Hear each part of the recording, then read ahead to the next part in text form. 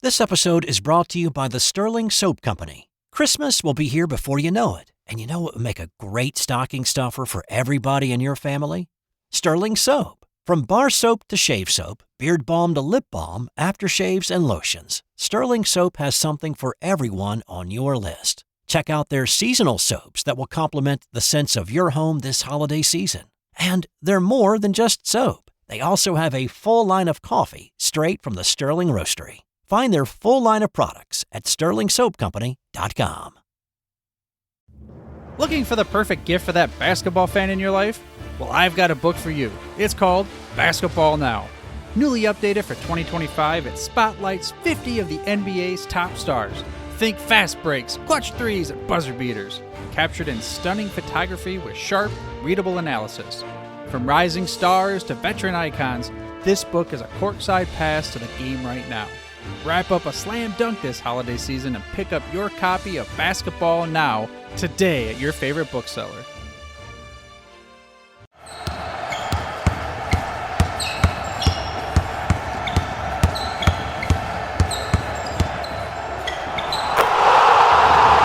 This is Basketball History 101 with Rick Loayza. Welcome back to Award-winning Basketball History 101, part of the Sports History Network. I am your host, Rick Loayza, and this is the podcast where we bring to life some of the forgotten stories from basketball history. We are bringing old school basketball to a new school audience, and today we bring you the story of when Kareem Abdul-Jabber coached the Alchesay High School boys basketball team. Alchesay High School is located in White River, Arizona on the Fort Apache Reservation. The town and the basketball team are made up almost entirely of members of the Apache tribe. And I'm not trying to steal Kareem's thunder with this episode. He wrote a memoir of his season with the Alchesay Falcons. The book is called A Season on the Reservation by Kareem Abdul-Jabber. I would recommend it to anyone who loves basketball, is a fan of Kareem Abdul-Jabber, or has an interest in Native American culture, because this book combines all three of those topics. And this is not just a basketball story, but a story about people from different backgrounds coming together. But how did Kareem find himself in this small town in the middle of the Arizona desert? Well, it turns out that Kareem has had an interest in Old West history since he was a kid growing up in Brooklyn. And of course, no student of Old West history would do it justice if they did not also learn about Native American history, since the two are so intertwined. Kareem has been a collector of Old West artwork, artifacts, and books for many years.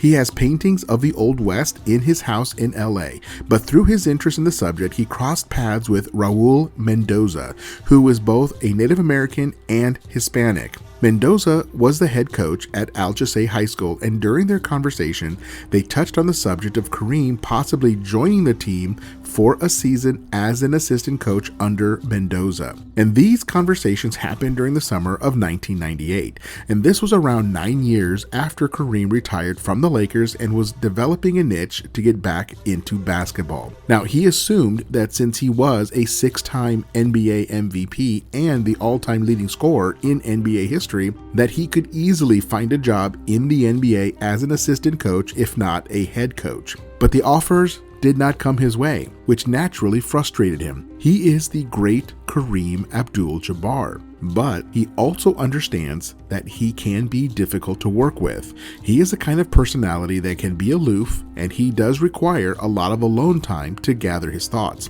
So joining Alchesay High School would be a great way to step into coaching without the pressure of the national media and having every decision analyzed to death by ESPN or Fox Sports. So he made his way from LA to White River in his Ford Expedition to a condo that he would rent for the 1998-1999 high school basketball season. He arrived in time for tryouts, and around 60 boys from the school attended those tryouts, but only 14 made the final cut, and nearly all of them were returning players. But what he found, and what I found so fascinating in reading the book, was that coaching the team in one sense was easy, but in another sense was one of the hardest things that he had ever done. So let me break that down. The easy part was offering instructions on dribbling, ball movement, spacing, positioning yourself for a rebound, boxing out the opponent. It was safe to say that Kareem had more basketball knowledge than everybody else in the town combined. And he is a good and patient teacher. He can teach everything from basketball footwork to a history class on the role of the black soldier in World War II. The man is incredibly knowledgeable on a great number of topics and can communicate that knowledge extremely well. So again, that was the easy part. The hard part of coaching at Alchesay High School is that he was in a completely different culture with a completely different language. Living in an Apache town, it is not uncommon to hear adults speak to each other in the Apache language. It is what connects and binds them as a people. It is their common history and language and culture. And even when he would listen to the local radio station, the DJ would regularly slide back and forth between English and Apache. Even though he was an American coach in the United States, he had stepped into a cross-cultural situation. Now, the boys on the team and the other coaches all spoke English just fine, so there was not really a language barrier there for him as far as basketball was concerned, but the Apache culture was one that he would have to learn quickly so that he could communicate to the team in a way that made sense to them. So while he was trying to teach, he was also a student and trying to learn the Apache culture as fast as he could, and it made for a rather complex coaching situation. And I'll give you one example. The Apache people are a communal people. Being singled out is something that many try to avoid. Typically, if one player made a mistake, a Native American coach will address the entire team as if they had all made the mistake. This way, the intended player gets the message without being singled out for that mistake. And there is also the difficult situation that most everyone that lives on a reservation has lost someone close to them due to drugs or alcohol. Depression runs rampant on the reservation, and this is what Kareem had to learn about in a hurry to be as effective as he wanted to be. The start of the season was a tough one. The style of basketball played at Alchesay was fast and loose. Some would even say sloppy. Guys would run into each other as they made their way down court. Turnovers were fairly common, and bad shots could be found almost everywhere. But it was fast. Everything Alchesay did was at full speed. They knew no other way of playing. Now, part of that sloppiness was that there was virtually no communication between the players. This is like nothing Kareem had ever seen before.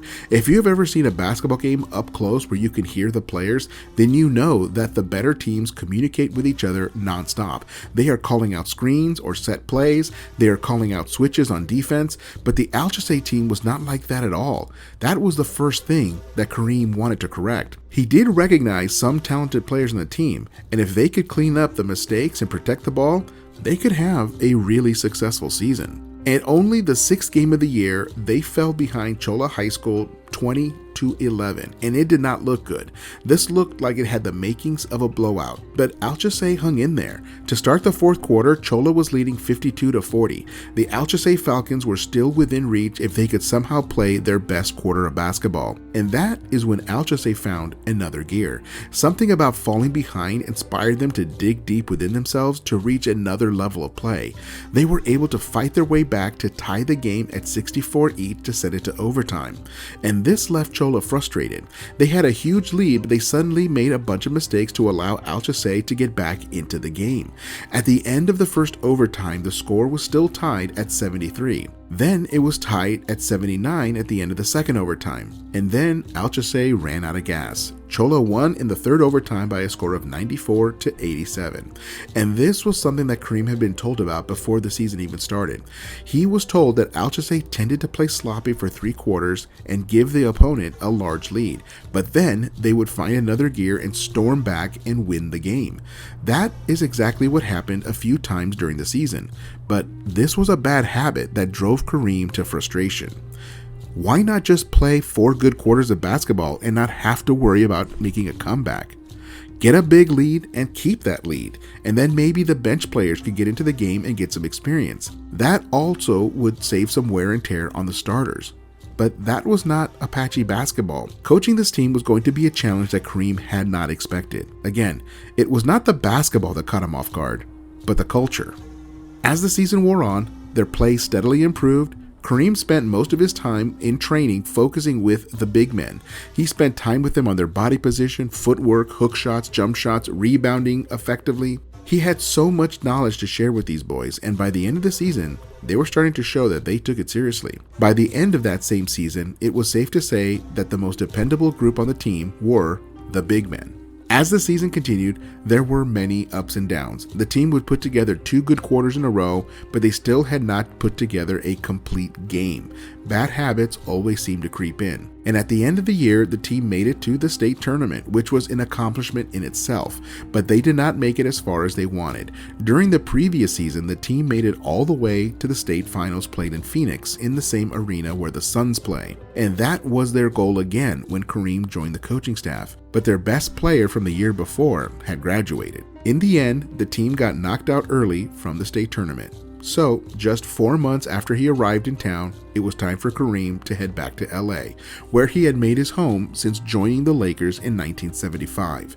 The team was still displaying some of their old habits, but at the same time, they had showed some serious improvement. The turnovers were down, communication was up, and the play from the big men was incredibly improved.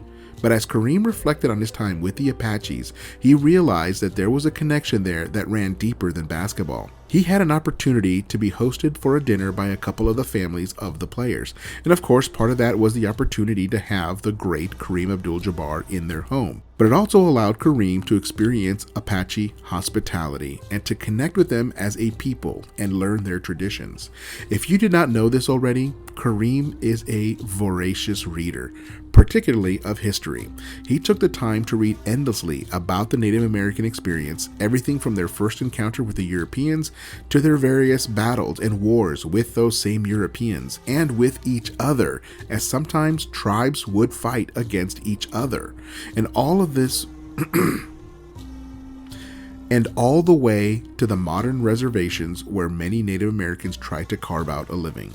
In the United States, just under 40% of adults have a bachelor's degree or higher, but for Native Americans, it is between 1 and 2%. Life can be tough on the reservation, and Kareem was changed by the experience. He was even invited to join the board of the Apache Historical District and help the tribe make decisions about the best way to preserve their traditions and history for the next generation. And if I could speak personally for a moment, this is one of the things that I love about basketball and sports in general. It has a way of bringing people together from all walks of life. Just look at a typical NBA team. The team will include players of all colors, representing multiple different countries and languages. Some of these players come from economically disadvantaged backgrounds, some come from the middle class, and some come from the upper class, as almost every NBA team has at least one player who grew up as the son of an NBA player and was raised with an opulent lifestyle. You have players from various religious beliefs or no religious belief. You have players from a wide range of political beliefs, as 1/3 of the NBA is not even from the United States, and they come from different educational backgrounds. Some players have university degrees, and some, if we're being honest, still struggle to read. And yet they all come together as a team with a common goal, which is to win basketball games. Very few places other than sports provides this opportunity for so many people from such a wide variety of backgrounds to come together and be teammates. This is a little bit of what Kareem experienced with the Apache tribe and Alchesay High School. Well, that is it for today. Join us next time when we share another story from basketball history. That's next time on Basketball History 101, part of the Sports History Network, the headquarters of Sports Yesteryear. Go to sportshistorynetwork.com to find out more about this and other sports history podcasts. If you like what you hear, please hit that subscribe button wherever you get your podcast. And check out our page on Facebook. It's called Basketball History 101 Podcast. There you'll find short historical posts, and I'll also announce there when new episodes come out. I want to thank my producer and editor, Jacob Loayza. Join us each week as we continue to mine the history of basketball for more great stories from the past. Take care, and see you soon.